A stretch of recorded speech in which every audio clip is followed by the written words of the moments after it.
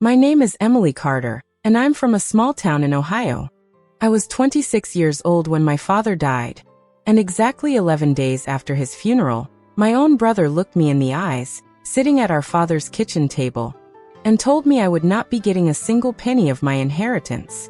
Not the house I grew up in, not the family hardware store my father built with his own hands, not even the small savings account my mother had set aside for me since I was a little girl. He said the will had changed. He said our father wanted it this way. He said I should just accept it and move on. But here's the thing about my brother. He had always been good at lying. And this time, he thought he had gotten away with the biggest lie of his life. He was wrong. Because 2 years later, I didn't just take back what was mine. I took back everything. His business, his reputation, and the truth that he tried so hard to bury. This is the story of how my own blood tried to erase me from my father's legacy, and how I made sure he could never do it again. If you love true family betrayal stories, stories about justice, and stories about people who refuse to stay silent, stay with me until the end, because this story gets very real very fast. Let me take you back to where it all started. I grew up in a small town called Millbrook, Ohio. Population: less than 5,000 people. The kind of place where everyone knows everyone, where the local diner still uses paper menus, and where my father, Robert Carter, was known simply as Bob from the hardware store. My dad built Carter's hardware from nothing. He started it in a small rented garage when he was 23 years old, and by the time I was born, it had become the only hardware store in town. The place where every farmer, every contractor, and every homeowner in Millbrook came for their tools, their paint, their nails, and their advice. My dad wasn't just a businessman. He was the heart of that store. He knew customers by name. He gave credit to families who couldn't pay right away. He taught half the town how to fix a leaking pipe or rewire a lamp. I have 2 siblings. My older brother, Daniel, was 3 years older than me, and my younger sister, Sophie, was 4 years younger. Growing up, Daniel was always different. He was smart, charming, and knew exactly what to say to get what he wanted. My parents adored him. He was the golden child. The one who could do no wrong, even when he clearly did. I remember one summer when I was 15. Daniel crashed my dad's truck into a fence after sneaking out at night. My father was furious for exactly 1 day. Then Daniel cried, apologized, hugged my dad, and by dinner, everything was forgiven.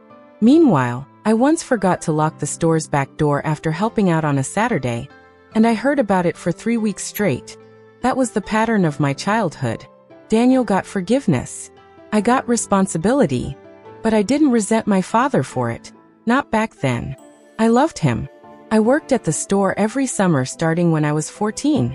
I learned how to use the cash register, how to talk to customers, how to organize inventory. My father used to say, "Emily, you have the store in your blood." Daniel, on the other hand, barely worked there. He always had bigger plans. He wanted to be a real estate investor, a businessman, something more important than running a small-town hardware store.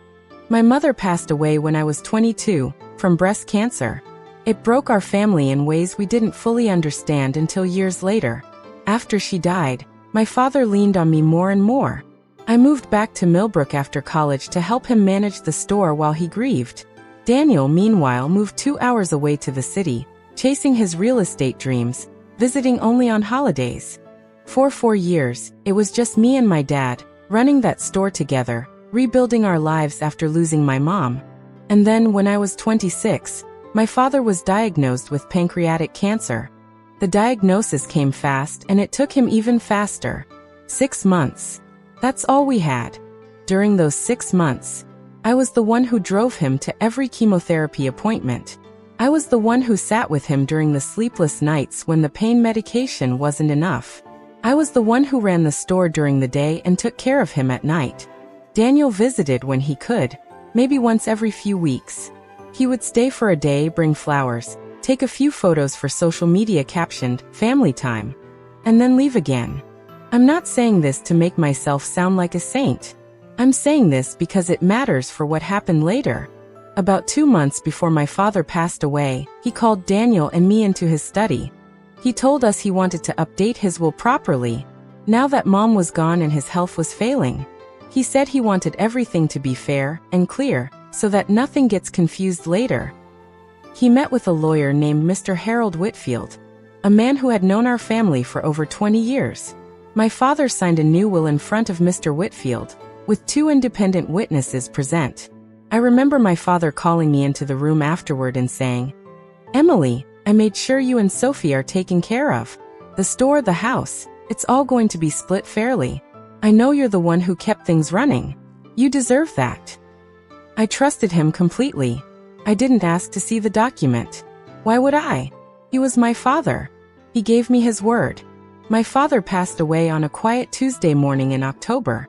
I was holding his hand. Daniel arrived 40 minutes after he had already passed. The funeral was small but heartfelt. Half the town showed up because everyone loved Bob Carter. For a few days, grief was the only thing that existed in our house. But 11 days after the funeral, Daniel called a family meeting at the house. Sophie was there too.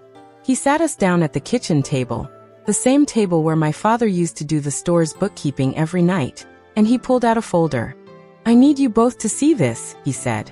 Dad updated the will again, right before he passed. I found the new copy in his desk. He slid a document across the table. It was dated just 11 days before my father died. Nearly 2 months after the version I knew my father had signed with Mr. Whitfield.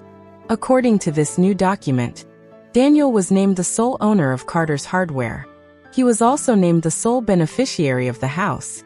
Sophie and I were left a small cash amount each, about $4,000, described in the will as a gift for their support during this difficult time. I stared at that paper for a long time. Something felt wrong immediately. My father would never do that. He had told me, with his own voice, weeks before, that everything would be split fairly.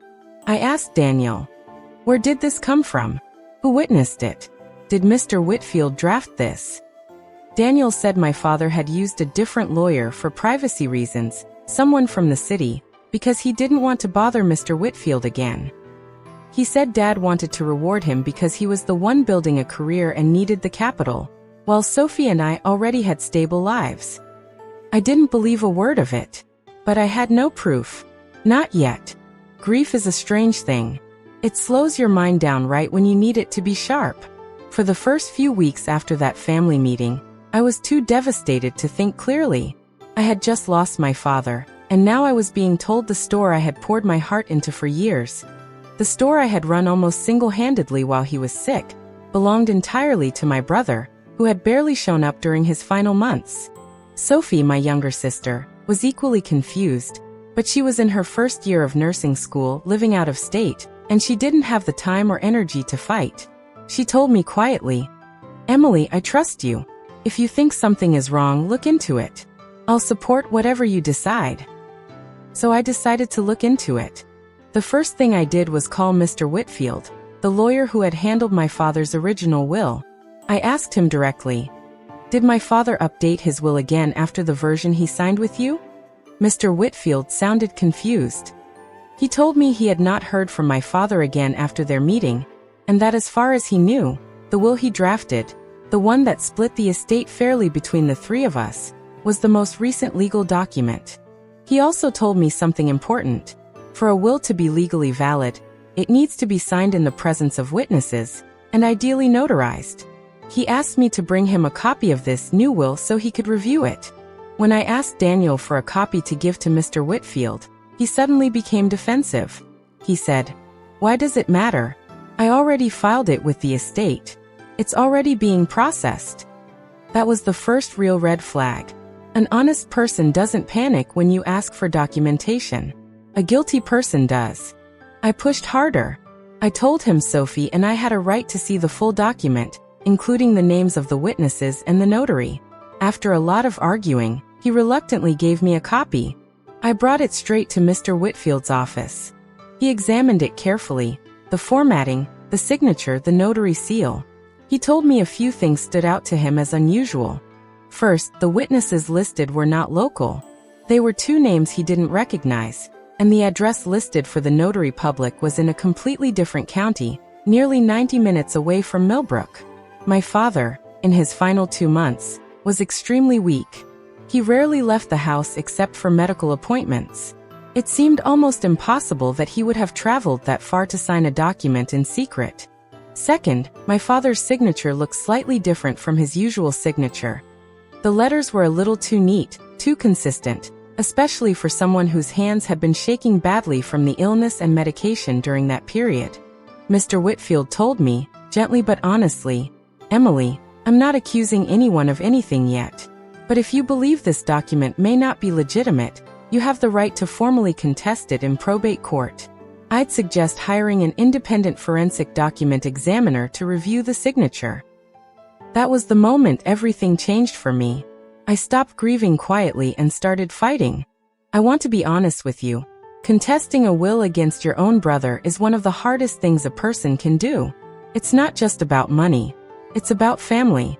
It's about admitting that someone you grew up with, someone who shares your blood, may have betrayed you in the most calculated way possible. But I also remembered something my father used to say to me when I was a kid. "Emily, doing the right thing is rarely the easy thing. But it's always the right thing." So I started building my case. The first step was hiring a probate attorney of my own. A sharp, no-nonsense woman named Karen Delgado, who specialized in estate disputes and will contests. I explained everything to her. The timeline, the suspicious signature, the unfamiliar witnesses, my father's declining health, and the conversation where he had personally promised me a fair division of the estate. Karen told me something that stuck with me. She said, "In most inheritance fraud cases, the person committing the fraud isn't a criminal mastermind. They're someone who thinks they're entitled to more, and they believe grief will stop the rest of the family from questioning it. Most people don't fight back because they don't want to look greedy, or because they simply don't know their legal rights. That's exactly what fraudsters count on." That hit me hard because it was exactly what Daniel was counting on. He was counting on my grief. He was counting on Sophie's distance. He was counting on both of us just accepting it quietly to avoid family conflict. Karen helped me file a formal petition to contest the will in probate court, based on suspected forgery and undue influence. This meant the court would need to review both versions of the will, examine the evidence, and potentially require a forensic handwriting analysis. While the legal process began, I also did some digging on my own. I remembered that in his final weeks, my father had a part-time home health aide named Linda, who helped him with medication and daily care while I was running the store. I reached out to her and gently asked if she remembered any visits from a lawyer, or any unusual paperwork happening in the final weeks. Linda told me something incredibly important. She said that during the last month, she never saw any lawyer visit the house. She also said that during the final 3 weeks, my father was heavily medicated for pain most days, and often slept through large portions of the day. In her professional opinion, based on his condition, she said it would have been very difficult for him to travel out of town, or engage in complex legal paperwork requiring sharp mental clarity. She agreed to provide a written statement to support the case if needed. Then I found something else. Something that would end up being the most important piece of evidence in the entire case. While cleaning out my father's desk to donate his old office supplies, I found his day planner, a small paper calendar he used to write down appointments, since he never fully trusted his phone calendar. I went through the final 2 months of entries. There was no entry for a lawyer visit. No entry for traveling to another county, but there was one entry dated just 3 days before the date on the new will, that simply said, "Call Whitfield, update paperwork, split fare between the kids." My father had written, in his own handwriting, his true intention, just days before the fraudulent will claimed he had done the opposite. I gave this planner directly to my attorney. With the planner, Linda's statement, and Mr. Whitfield's professional concerns about the signature, Karen felt we had strong enough grounds to move forward aggressively. She recommended we request a forensic handwriting analysis of the signature on the disputed will, comparing it to verified samples of my father's real signature from his medical consent forms, his old checks, and store documents. The court approved the request. Weeks passed. During this time, Daniel would call me occasionally, trying to convince me to drop this and stop dragging Dad's name through legal mess. He would say things like, "This is exactly why Dad probably left me more, because you can't let things go." Or do you really want to spend Dad's money fighting your own brother in court instead of remembering him? He was trying to guilt me into backing down, but I had already seen too much evidence to stop now. Finally, the forensic report came back. The analysis concluded, with a high degree of confidence, that the signature on the disputed will did not match the verified signature samples of my father. The expert noted inconsistencies in pressure, stroke pattern, and letter formation that were inconsistent with natural signing, particularly under the physical conditions described in the decedent's medical records during the relevant time period. In simple words, the signature was very likely forged. When Karen showed me the report, I sat in her office and cried. Not just from anger, but from a strange kind of relief. I wasn't crazy. I wasn't imagining things. My father truly had intended to be fair, and someone had tried to erase that intention. We requested a formal meeting with Daniel and his attorney before taking the case fully to trial, to see if the matter could be resolved without a lengthy public court battle. I remember walking into that meeting room. Daniel wouldn't look me in the eyes at first. His attorney tried to argue that the forensic analysis was not conclusive, but Karen calmly laid out every piece of evidence. The mismatched witnesses, the impossible travel timeline given his medical condition, Linda's statement, my father's own handwritten planner entry, and the forensic signature report. Then I spoke directly to Daniel for the first time in months.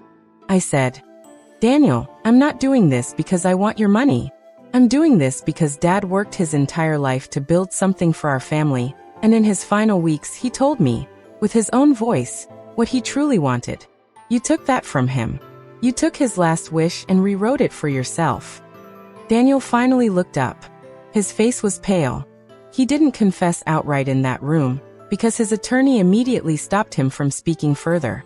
But something in his expression told me everything I needed to know. The meeting ended without a resolution that day. But 2 weeks later, Daniel's attorney contacted Karen privately, requesting a settlement instead of proceeding to a public trial. Here's something important I want to explain, for anyone watching this who may be going through something similar. In many inheritance fraud cases, the person who committed the fraud will avoid a full trial if possible, because a trial creates a public record, potential criminal referral, and a level of scrutiny they cannot control. A private settlement, on the other hand, allows them to avoid public exposure, even if they end up losing most of what they gained. Karen explained that we had two options. We could push forward to a full trial, which could take many more months and would become part of the public court record, potentially even leading to criminal fraud charges against Daniel given the strength of the forensic evidence. Or we could negotiate a settlement that would restore the estate division closer to what my father had originally intended, without dragging the family name through a lengthy public trial. I thought about what my father would have wanted. He built that store to bring the community together, not to become the center of a public scandal. I also thought about Sophie, who didn't want to be pulled into a dramatic court case while trying to finish nursing school. So we agreed to pursue a settlement, but on our terms, not his. During the settlement negotiations, more truth came out. Daniel finally admitted, through his attorney, that he had used a document preparation service he found online. One that offered, will drafting without requiring an in-person meeting with a licensed attorney. He had asked 2 co-workers from his real estate office, people who had never even met my father, to sign as witnesses, claiming it was just a formality. He had forged my father's signature by tracing an old signed document. He claimed he did it because he felt he deserved more for trying to build a career, and because he assumed no one would question it while the family was grieving. It was, in the simplest terms, a calculated plan built entirely on the assumption that grief would silence us. The final settlement terms were as follows. The original legitimate will, the one my father signed with Mr. Whitfield, would be honored. Carter's hardware would be split between Sophie and me, with me taking over as majority owner and operator, since I was the one who had run it for years. Sophie would receive her fair share of the store's value and the family savings. Daniel would receive the smaller amount originally intended for him under Dad's real wishes. And in the settlement agreement, he formally acknowledged the forged document, avoiding a criminal referral only under the condition of full restitution and public correction of the estate records. The house, my childhood home, was awarded to me, since it was where I had cared for my father during his final months, and it matched what he had verbally promised. Daniel also lost his job at the real estate firm shortly after. Once rumors of the family dispute reached his co-workers, some of whom, it turned out, had grown suspicious after being asked to sign a quick document for him months earlier. I want to pause here and talk about what taking everything back really meant for me, because it wasn't just about winning a legal case. Taking everything back meant walking into Carter's Hardware the next morning, not as an employee, not as a helper, but as the rightful owner. The person my father always knew could run that store with heart and integrity. I made some changes. I kept every part-time employee my father had hired, because he always said, "Take care of your people and they'll take care of your business." I renovated the front counter, the same one my father used to lean on while chatting with customers, and I added a small photo of him near the entrance, with a plaque that says, "Founded with hard work, honesty, and heart, 1994. Taking everything back also meant restoring my father's true legacy, not the version rewritten through forgery and deception, but the real one. A man who wanted fairness for his children, who worked every single day of his life, and who trusted his family to carry that forward honestly. It also meant rebuilding my relationship with Sophie. We grew closer than ever through this process. She now helps manage the store's finances remotely while finishing her nursing degree, and we talk almost every day. As for Daniel, our relationship isn't what it used to be, and honestly, it may never fully heal. We speak occasionally, mostly around holidays for Sophie's sake. He has since moved to a different state and started over in a different career. I don't wish him harm, but I also no longer allow him to rewrite the story of our family to serve his own interests. Trust, once broken this deeply, doesn't simply return because time has passed. Some people might ask me, "Do you regret fighting your own brother in court?" And my answer is always the same: no, because I wasn't just fighting for money, or property, or a store. I was fighting for the truth.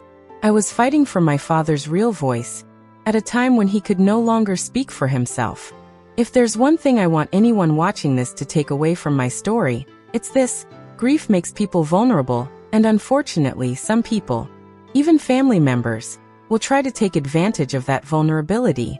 If you are ever in a situation where you sense something is wrong with a will, an inheritance, or a family document, here is what I learned through this entire experience. First, trust your instincts. If something feels off, it usually is. I almost talked myself out of questioning Daniel because I didn't want to seem greedy or disrespectful during a time of grief. But questioning the truth is never disrespectful. Silence, in the face of injustice, helps no one, not even the person who passed away. Second, always ask for documentation. A legitimate document should have no problem being reviewed by a licensed attorney, especially the one who handled the original estate planning. Third, preserve evidence early. Small things, a handwritten planner, a text message, a witness statement from a caregiver, can end up being the most powerful pieces of truth in a situation like this. Fourth, get independent legal advice, not advice from the person accused of wrongdoing, and not advice designed to make you feel guilty for asking questions. And finally, remember that standing up for the truth is not about revenge. It's about restoring what is right. I didn't take everything back out of anger. I took it back because it was never truly mine to give away in the first place. It belonged to my father's real wishes, and I was simply the one who refused to let them be erased. Today, Carter's Hardware is thriving. We recently celebrated its 30th anniversary, and half the town showed up, just like they did for my father's funeral. Except this time, it was a celebration instead of a goodbye. I still keep my father's old toolbox behind the front counter. Sometimes, when things get overwhelming, I open it, look at his worn-out tools, and remember why I fought so hard.